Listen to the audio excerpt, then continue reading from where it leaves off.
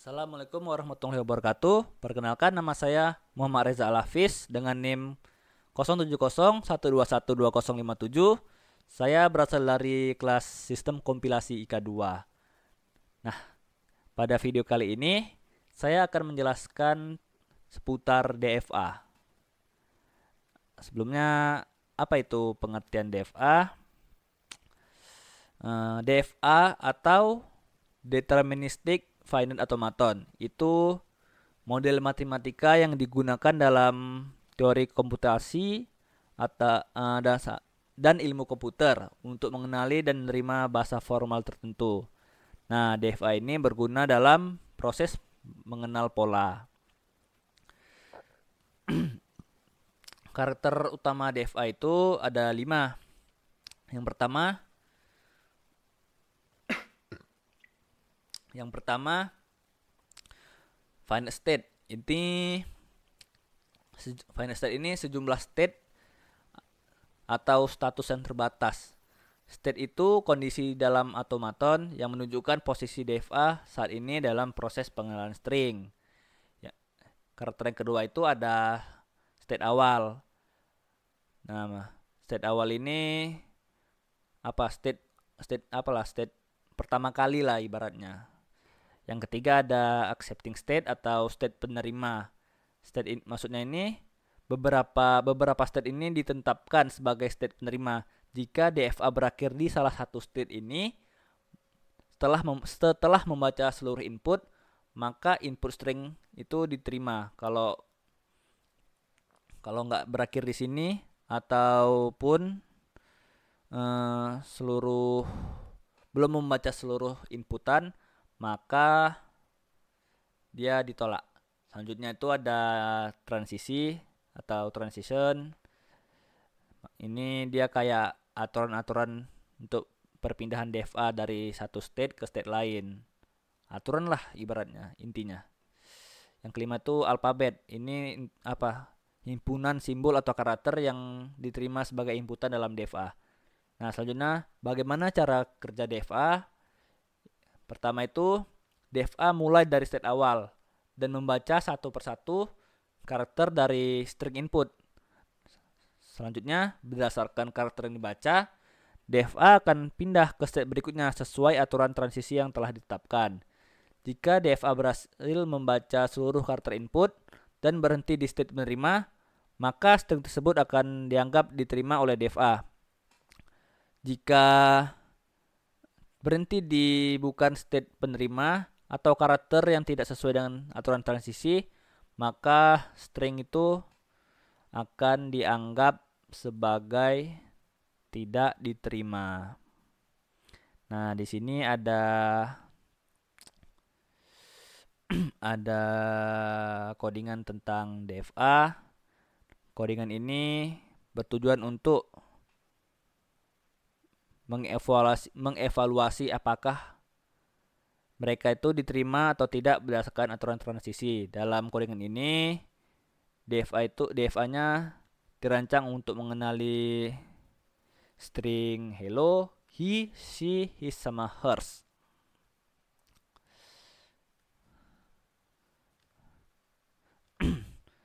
Ini ada konstruktor init, itu ada 4 parameter. Yang pertama itu parameter pertama itu adalah state. State ini himpunan dari seluruh state dalam DFA. Yang kedua itu ada start state. Ini state awal dalam DFA, di mana pemeriksaan string ini dimulai. Yang ketiga itu ada accepting state. Itu himpunan state penerima dalam DFA atau final state lah ibaratnya. State akhirnya. Jika state-nya berakhir di situ, maka string dianggap diterima. Jika nggak berakhir di situ, maka string dianggap ditolak. Selanjutnya ada transition. Ini aturan-aturan yang akan memetakan antar state berdasarkan inputan karakternya. Dari misalnya dari state ini pindah ke state ini gitu. Selanjutnya itu ada fungsi recognize. Itu ada satu parameter input string. Current state sama dengan self.startState.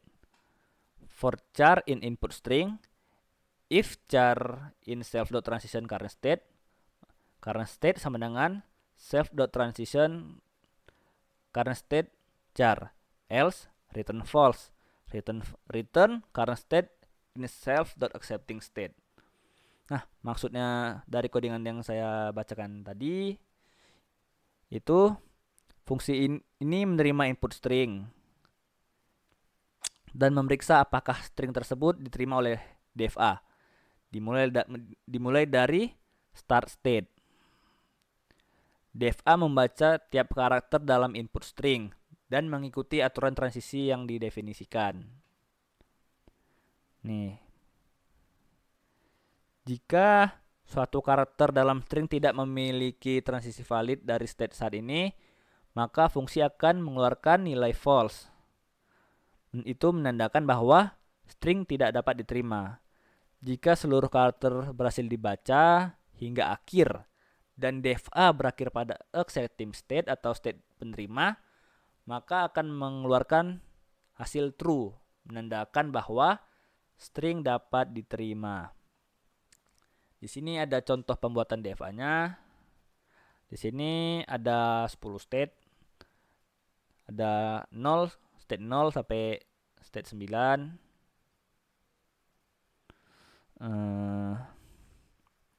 Terus state awalnya itu state 0. Accepting state-nya itu ada state 3, state 4, state 9 sama state 5. Nah, ini aturan-aturan untuk pergerakan DFA-nya. Bisa dilihat di sini. Nah, yang ini tuh untuk menguji string. Jadi tes string ini kita akan mengetes string hello, he, she, his sama hers.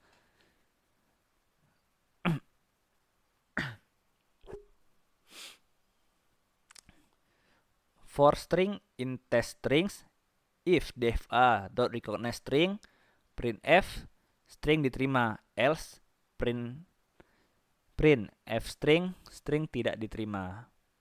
Itu maksudnya kayak gini.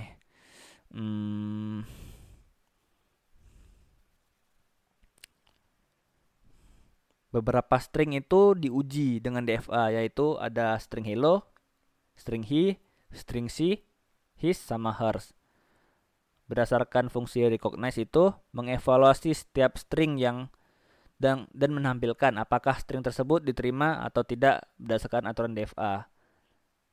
Ini if DFA dot recognize, jika DFA dikenali, string itu dikenali, maka print diterima.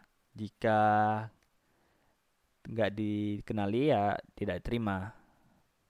Hasilnya nanti string yang cocok dengan transisi yang diatur akan terima, sedangkan yang tidak cocok akan ditolak.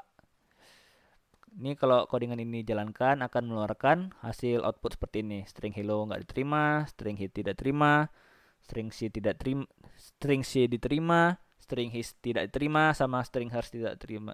String hers diterima. Nah, di sini string hello kenapa tidak diterima? Karena state awal itu kan state 0. Nah, hello alfabet A. Nah, kan alfabetnya tuh A. Beralih ke state 1. Nah, dari state 1 tuh ada alfabet E sama I. Hello. Hello kan yang kedua tuh E. Nah, dari alfabet E ke state 2. Dari state 2 tuh cuma ada alfabet R. Nah, hello kan nggak ada R-nya. Nah, maka akan berakhir dan akan mengeluarkan tidak diterima. Contoh yang diterima itu ada string C. Nah, berdasarkan aturan transisi, state awalnya state 0, alfabet S. Dalam state 0 itu ada alfabet S. Dari alfabet S ini akan beralih ke state ke-7 yang dimana itu ada alfabet H. Dari alfabet H ini akan beralih ke state ke-8. Nah, state 8 ini ada alfabet E yang mana akan beralih ke state 9. Karena stringnya untuk pengujiannya sudah habis, ini sudah habis, maka akan berakhir di state 9. Nah, state 9 ini merupakan state penerima atau state yang dapat diterima. Makanya mengeluarkan string C dapat diterima. Sekianlah penjelasan saya tentang DFA. Jika ada kurang saya mohon maaf. Assalamualaikum warahmatullahi wabarakatuh.